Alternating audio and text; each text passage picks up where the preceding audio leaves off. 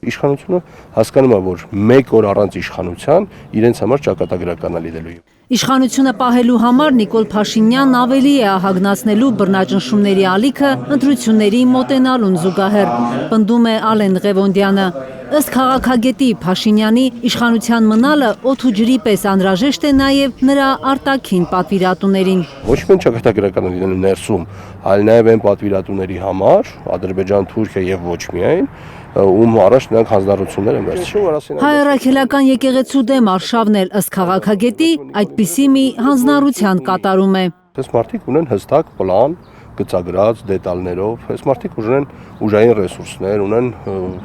ազգային անվտանգության ծառայություն, որը իր գործառույթների շրջանակում կամ միգուցե դրանից դուրս ինչ որ չափով,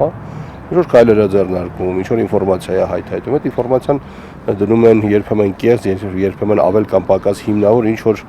քրեական գործերի ներքո, որոնք իրականում ճնշման մահակ են։ Մի կողմից էլ եկեղեցու դեմ ապալեգիտիմացման գործիքներ, Հենց եկեղեցին ապալեգիտիմացնելու ծրագրի մաս է նաև Սամվել Կարապետյանի կալանավորումը։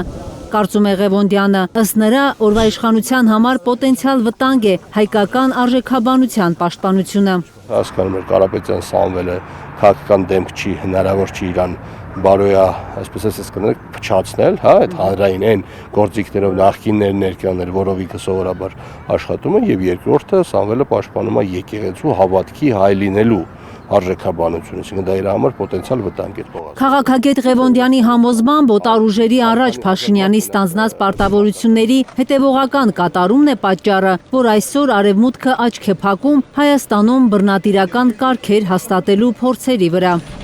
Փաշինյանին իշխանազրկելու համար ըստ քաղաքագետի ընդդիմությունը ոչ թե էմոցիոնալ պոպուլիստական փաթեթավորմամբ ծրագիր պետք է առաջարկի, այլ մարդկանց հստակ բացատրի։ Փաշինյանի խաղաղասիրական թեզը կեղծ է, որ Բաքվի հետ պայմանավորվածությունները զիջումների հետևանքով ստացած ժամանակավոր զինադադար է։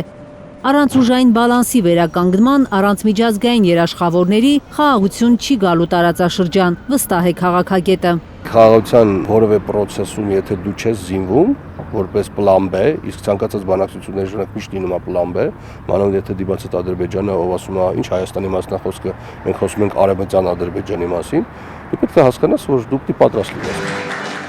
Ալեն Ղևոնդյանը կարծում է, որ Փաշինյանին չի աջողվել մարդկանց համոզել, թե Վաշինգտոնյան բանակցություններից հետո այլևս խաղաղություն է հաստատվել։